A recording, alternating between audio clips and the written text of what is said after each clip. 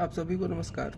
आज हम लोग चर्चा करेंगे रामचरितमानस में गोस्वामी तुलसीदास की जीवन दृष्टि की। तो कबीर, जायसी और सूर हिंदी साहित्य के अविस्मरणीय शलाका पुरुष हैं। इन सभी के काव्य में मध्यकालीन जीवन यथार्थ दृष्टिगोचर होता है।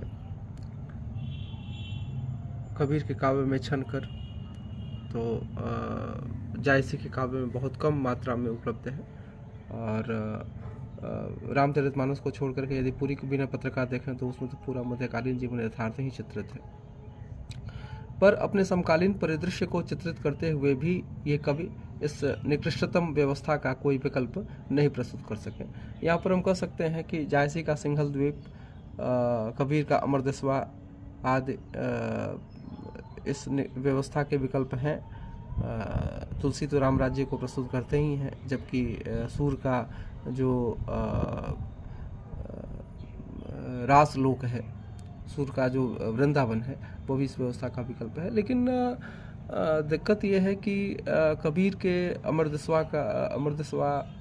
जो अमरदस्वा है वो आध्यात्मिक जीवन व्यवस्था से संबंधित है। जायसी का सिंघल द्वीप एक क्षणिक आनंद का कहिए या क्षणिक सुख लेने की जगह है, जहाँ से पुनः लौट करके वापस इसी दुनिया में वापस आना है।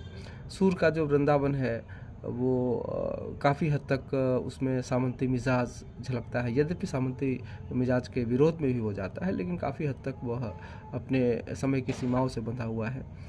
जबकि तुलसी का जो राम राज्य है वो आज के समय भी प्रासंगिक है, क्योंकि उसमें जीवन का जो यथार्थ है उन पर काबू पाते हुए एक आदर्श जीवन व्यवस्था के चित्रण की कोशिश है।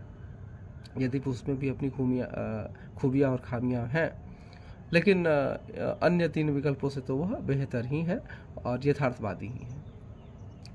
गोस्वामी तुलसीदास की महानता इसी बात में है कि उन्होंने एक उदात्त विकल्प या मॉडल प्रस्तुत किया। किसी भी कवि की रचनाओं का समग्र विवेचन विश्लेषण तभी हो सकता है जब हम तत्कालीन देशकाल व परिस्थितियों को ध्यान में रखकर चलें। तुलसी की जीवन दृष्टि पर विचार करते समय इस मूलभूत तथ्य पर हमें नज़र रखनी होगी।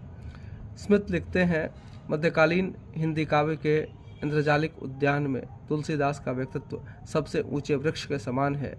वे अपने युग के सबसे महान कवि थे, वे अकबर से भी महान थे। ये स्मिथ का